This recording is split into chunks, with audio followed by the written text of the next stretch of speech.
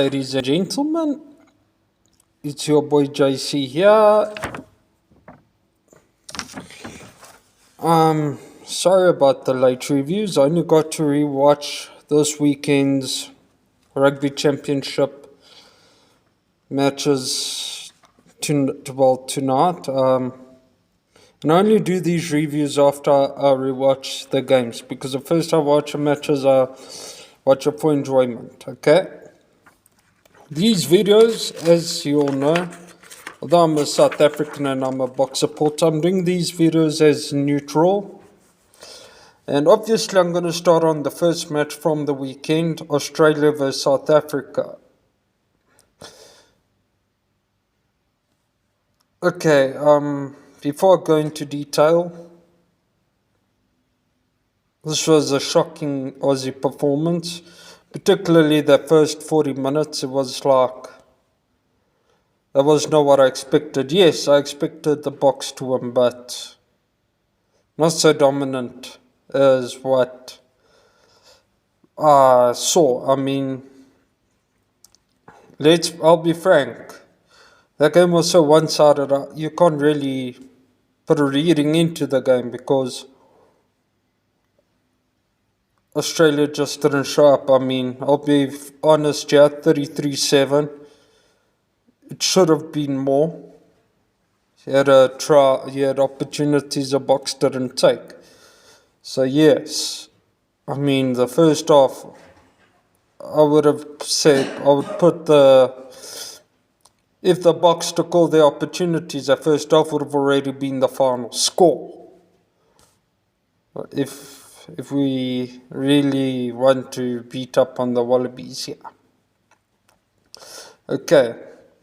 The game started, well, even before the match, Ergius Snyman was declared not fit, and Peter Steph du Toit was moved to number 5, and Ben Jason Dixon came on to start in Peter Steph du Toit's position. Okay, this was the Springboks' first win in Brisbane in 11 years, and their second win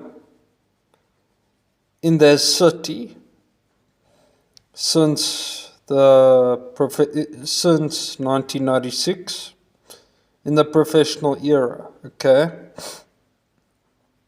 South Africa started off brilliantly and Australia defended valiantly. Okay, as I said, the Wallabies were awful. Okay, 6 minutes in already, South Africa took a shot at goal and Serge Vanberg Amazulu missed it. Well, he's only human. Okay. Australia's chop tackles were even tackling around the legs, they weren't effective. South Africa's next penalty they then took to touch. Okay, and was the most unpredictable lineup move. Okay, I wouldn't have thought it out. The lineup went, okay, Bongi and Bonambi threw the ball to Ben Jason Dixon. Then suddenly you saw Ibn Etzebeth jump up and Ben Jason Dixon passed the ball to Etzebeth. And Etzebeth came down and the maul was formed. And Seukelis went over for a try. His first try against the Wallabies. And then the score was 7-0. Okay. At this point, Australia's every attack, they looked lost. Okay. There was a kicking duel. There was a kicking duel and okay, Australia won the kicking duel there, but that was about all that they won in the game. Okay. Then the Springboks had a chance in the 19th minute to score a second try. And Vililaroo massacred it. He had two players on the outside. Now picture this. You have a double overlap on the outside. Okay. The guy steps in. Whereas if you took that double overlap, even if you did an overhead pass to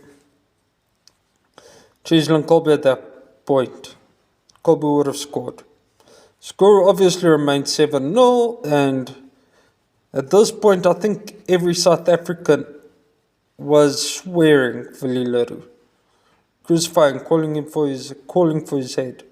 Okay, please note that up until this point, Australia did have attack. They did attack, but literally at this point, they were not winning any field on attack. Australia had territory next to nothing. I think at this point, this territory statistic was 95% South Africa and 5% Australia. Okay. Then, one thing I do like, okay, and please note, South Africa's strong suit is a scrum. South Africa destroyed the Wallabies on scrum time. But it's not just with this match, it's with both games throughout the weekend. Scrum advantage didn't last long. It kept the flow of the game, okay? And we actually got to see more of South Africa playing expansive rugby, okay? Okay? So that's something I enjoyed. Pieter-Steph du Toit scored South Africa's second try off an amazing attacking play. The ball went wide. Okay? Although it was a forward that scored, the ball actually went wide. So now, South Africa's 2 tries were a maul and Pieter-Steph du Toit scoring off beautiful attacking rugby. It looked almost like the All Blacks were playing in green jerseys. Okay? Suddenly the game was 49, which at this point you already knew the game was over. The Wallabies had nothing going for them. Okay? South Africa were literally winning the kicking game, the breakdown game, the scrum game, and the running game. Okay? Then Mbonambi got an injury in the 27th minute, and for some reason the ref called it a tactical replacement, but anyway, yeah. Then everyone started screaming for Valileru. Suddenly Valileru was a hero. It looked like a try. I mean, everyone thought this was a beautiful try. They looked at the replay and was just short. Ball was literally on the line. And at which point, literally, the Aussies had no answer for us. Okay. Then there was a tackle off the ball. The ref was checking for a potential penalty try. And look, the call was right. It wasn't a penalty try. There was no try going to be scored at that point. But Siya Kolisi then called for the ref to look at another incident, okay, where Kobus Reinach was literally lifted up and dropped on his head by Andrew Kellaway. Then Andrew Kellaway got a yellow card, which eventually stayed yellow, which, you know what, you can't fault the ref for that, because, you know, wasn't intentional. It was dangerous, but not intentional, okay? I think South Africa went for a line-out, and the line-out play was similar to the one that we saw, but from Siya Kolisi's try, thrown again to Ben Jason Dixon. Ben Jason Dixon passes it to Ebenezer, who's also in the air there, and it goes for a maul. Malcolm Marx looked like he scored, but he dropped the ball, knock on. Okay. Australia's scrum. At this point, Australia were intelligent. Take the scrum quick, throw the ball in, take it out to try run. But they were penalised. And then South Africa called for a scrum. Then Australia were penalised at that scrum. South Africa called for a scrum again. Oz were penalised again. And then at some point, the ball came out and Kurt Lawrence ran back for the try, and it was, how can I put this? Kurt Lawrence's try came due to a pathetic, disgraceful, and non-existent Aussie defence. You know what? I don't like insulting anyone over here, but that was literally You know what? If look, I coach 9-year-olds, okay, and from next year I'm also going to be coaching 13-year-olds, so it's going to be 9 and 13-year-olds. If my kids displayed any half-hearted defense, what I saw there, I would be frustrated. Okay, my mind would have exploded. Okay, then half time scores 21-0 in favour of the Springboks. Okay, then we start at the second half. Second half, look, South Africa already had a bonus point at 21-0 because they scored 3 tries more than the opposition. And by the way, I want to ask, what is the bonus point law here? Is there still a 4-try bonus point law here? Or is it just do you just get a bonus point for scoring 3 tries more than your opponent? If anyone knows the answers, please give it to me in the comment section. Okay? You could already see a bit of improvement from the Wallabies at the start of the second half, although South Africa did look determined. But Australia's defense looked better. 45 minutes in, Australia already stole a liner from the Springboks, okay?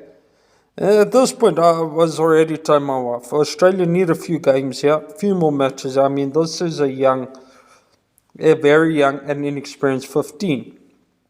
Well, 23 here, okay? But the performance was still not good enough, okay? The second half, there isn't much to really speak about. But here are the things here. The Springboks counter-attack, to me, so particularly in the second half, it gets better by the match, okay? And 62 minutes into it, South Africa scored a try. Scores suddenly 28-0. Quickly after that, Kurt Lawrence scores his second try of the game and his 5th try against Wallabies. Scored 33-0. Okay. Then you had that yellow card. Fest. Okay. Yellow cards flew around like money in a casino. Then Australia scored a try against a 13-man Springbok team. Scores 33-7, and the final score, South Africa 33, Australia 7. Now, my personal point of view, as I said, this was just an awful poor performance by the Wallaby team. So, you know what, I'm not going to scream South Africa to win the Rugby Championship just yet, you know. I mean, look at the contrast of the two games. You could already see that the box over here, you had a Springboks coming from a World Cup championship that they won. Okay, they played Ireland. Okay, a very strong Irish team. To me, the Irish are number 2 in the world. Okay, although they beat the Boks in the last game. Whereas Australia played a weak Welsh team and they struggled.